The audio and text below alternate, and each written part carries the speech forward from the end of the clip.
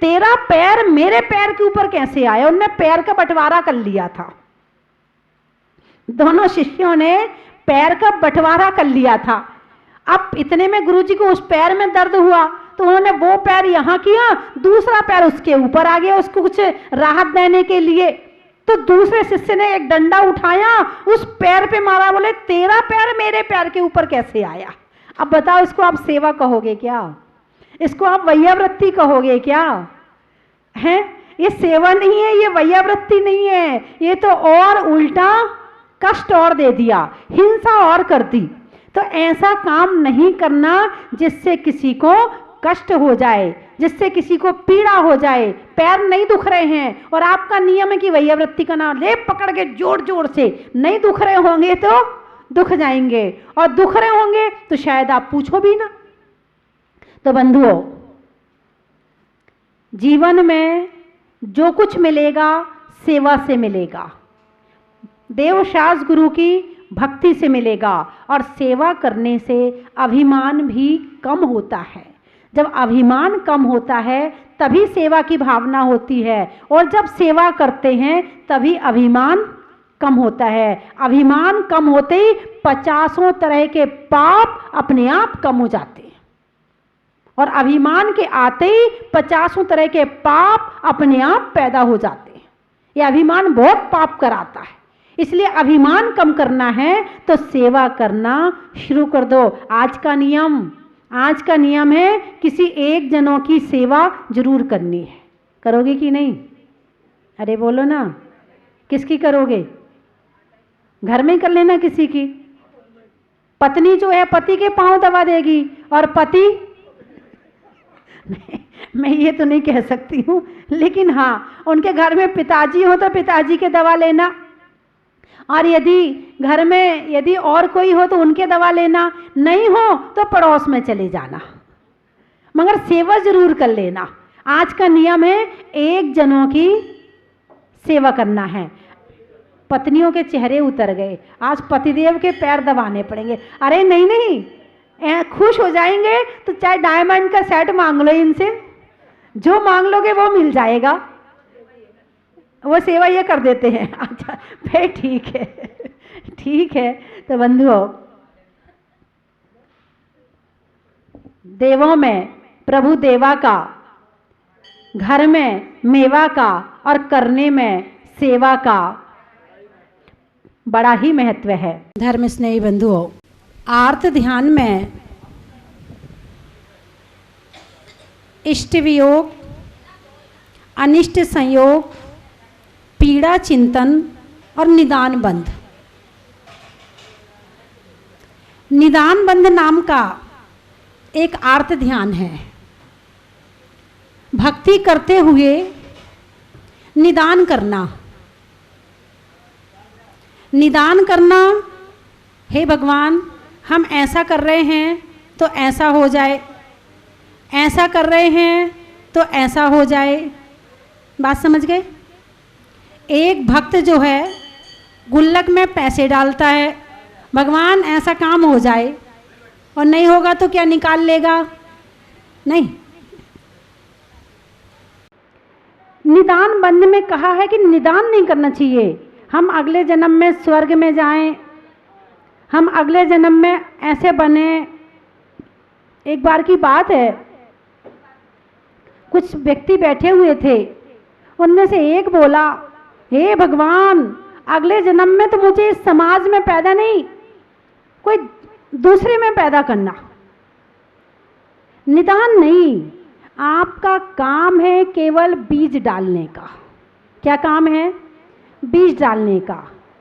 जैसे किसान है, खेत में बीज डालता है, बीज डालने के बाद हल भी चलाता है, पानी भी देता है, सब काम करता है, लेकिन एक एक बीज को निकाल कर ये नहीं देखता है कि कौन से बीज में फल आए और कौन से बीज में फल नहीं आए।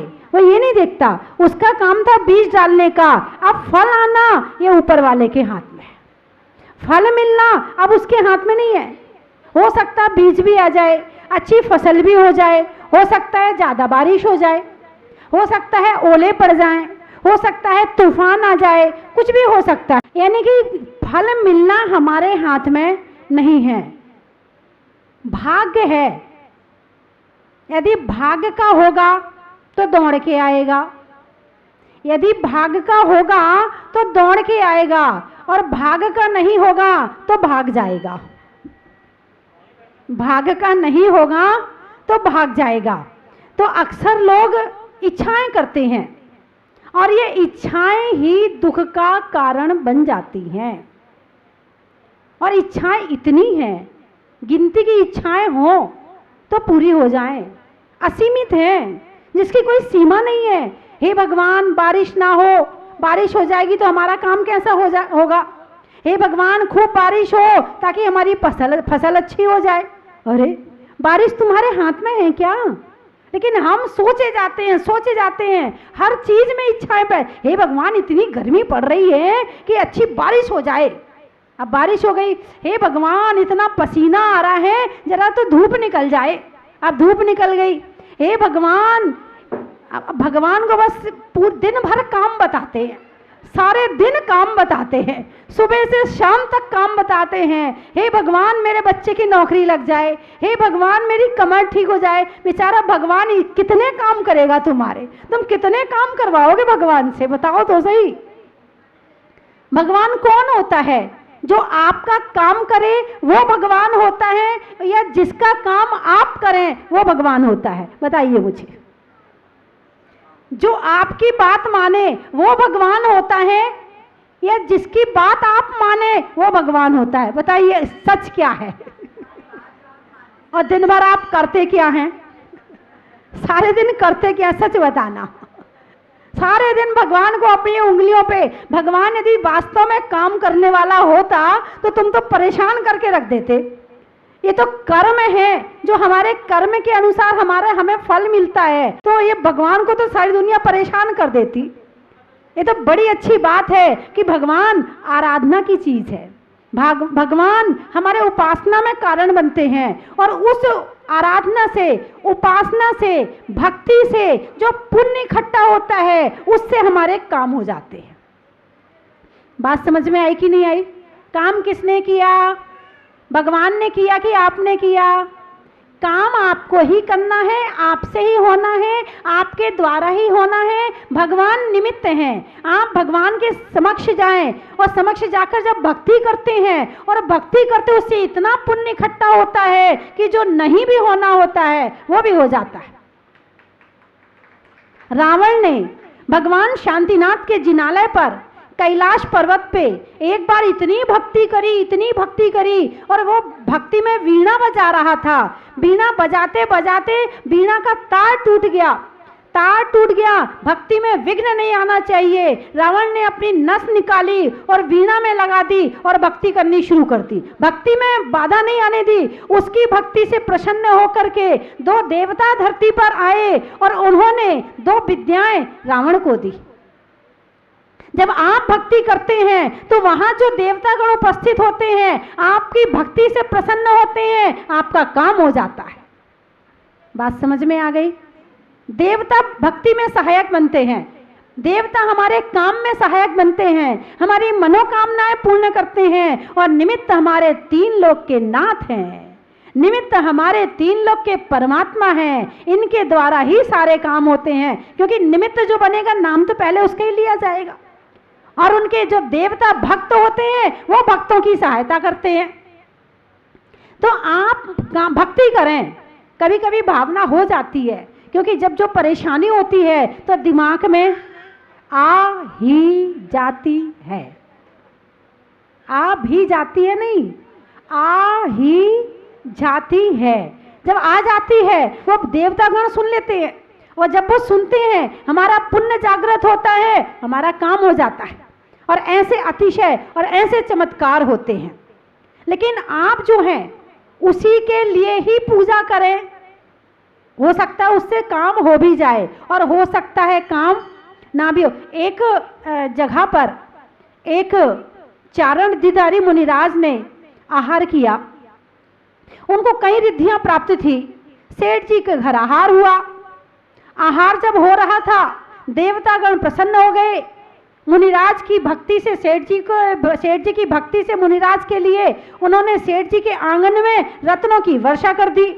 एक बुढ़िया आहार देखने आई थी, अच्छा इनको आहार देने से रत्नों की वृष्टि होती है, चलो मैं भी चौंका लगाऊंगी। क्या सोचा उसने, मैं भी चौंका लगाऊंगी। अब उसने चौंका लगाया। सेठ जी ने खीर बनाई थी, उसने भी खीर बना ली। अब उसने खीर बना के रखी, बाहर गई, इत्तेफाक से मुनिराज आ रहे थे। उसने परगाहन कर लिया, परगाहन करके अंदर ले गई।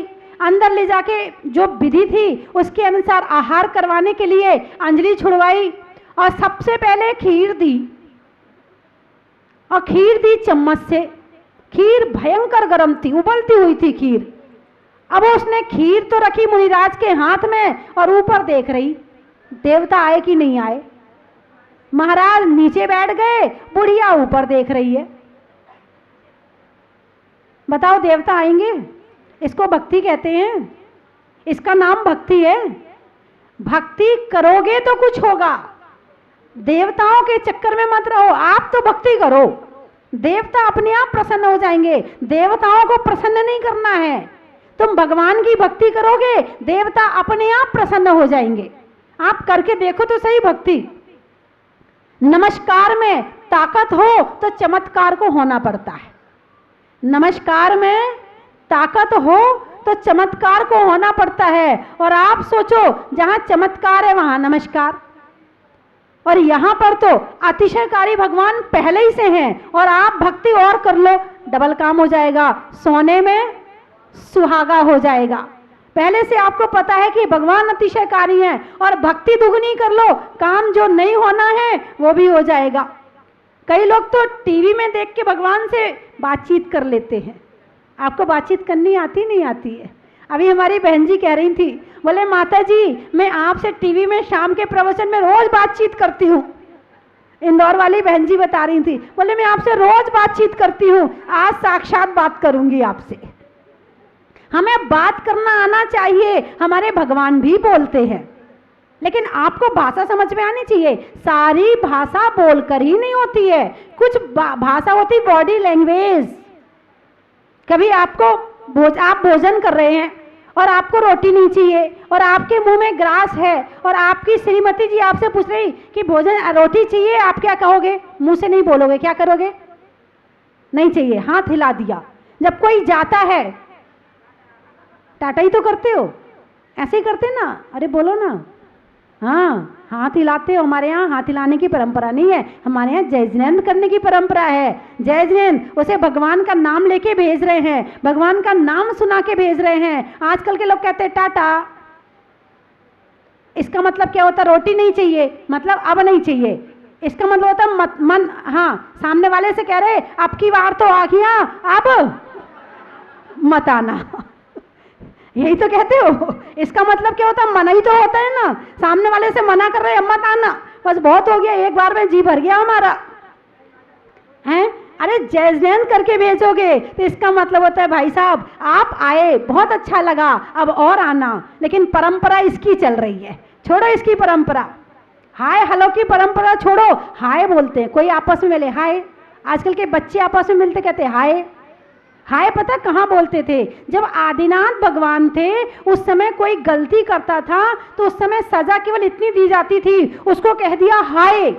हाय का मतलब बहुत बुरा हो गया, बहुत बुरा हो गया। और आजकल के लोग मिलते ही कहते हाय, यानी बहुत बुरा हो गया। कहाँ से तुम मिल गए? अभी हमारे यहाँ हाय नहीं बोलते हैं, हमारे यहाँ जय जिनेंद्र बोलते हैं। हमारे यहाँ हेलो नहीं बोलते हैं, हमारे यहाँ जय जिनेंद्र बोलते हैं। आप बोल के तो देखो कितनी मिठास आती है इस जय जिनेंद्र में, कितना मन अच्छा होता है। आप भी भगवान का नाम ले रहे हो, सामने वाला भी भगवान का नाम ले रहा है, तुमने भी पुण्य इकट्ठा किया, सामने वाले ने भी पुण्य इकट्ठा किया। हाय बोलने में क्या मिला? टाटा बोलने में क्या मिला? कुछ मिला क्या? नहीं। कि जय जिनेंद्र बोलने में कुछ मिला कि नहीं मिला? बहुत कुछ मिला। कान भी पवित्र हुए, मुंह भी पवित्र हुआ, हाथ भी पवित्र हो गए, तन भी पवित्र हो गया, मन भी पवित्र हो गया। और हाय और टाटा में क्या हुआ?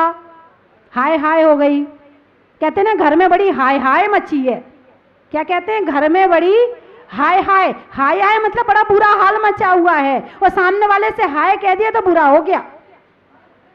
आज के बाद से आप लोग हाय नहीं बोलना, हाय हेलो छोड़िए, जय जिनेंद्र बोलिए। हाय हेलो छोड़ना है और जय जिनेंद्र बोलना है। स्वर्ग में सौधर्मेंद्र का, देवों में देवेंद्र का, और करने में जय जिनेंद्र का बड़ा ही महत्व है।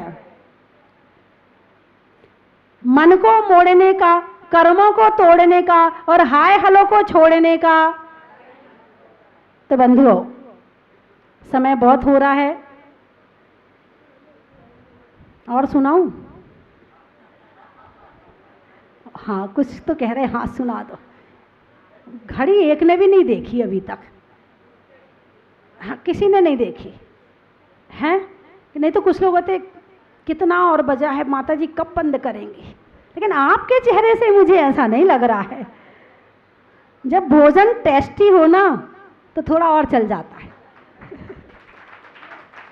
अभी क्या, अभी कल परसों के दिन एक भाई साहब आए थे, तो वो आपस में चर्चा कर रहे थे, तो बोले रोटी, पता नहीं क्या भोजन की चर्चा हुई, बोले यदि सब्जी अच्छी हो ना तो 2 रोटी ज़्यादा खा लेते हैं। हाँ जी, आशीर्वाद, बहुत आशीर्वाद है। तो बंधुओं, अपने घर में हाय हेलो की परंपरा छोड़ करके, आप का बच्चा स्कूल जाता है, जय जिनेंद्र करके भेजिए। आप ये नहीं देखिए बच्चा छोटा है, नहीं, पहले आप करिए। जब आप रोज रोज करेंगे तो वो भी करना शुरू कर देगा, उसे आदत तो पड़नी चाहिए। हैं, पति पत्नी सो के उठें, सबसे पहले आपस में जय जिनेंद्र। अब एक दूसरे की शक्ल देखनी, उसी घर में रहना है, आपस में बुराई करोगे तो कहाँ जाओगे?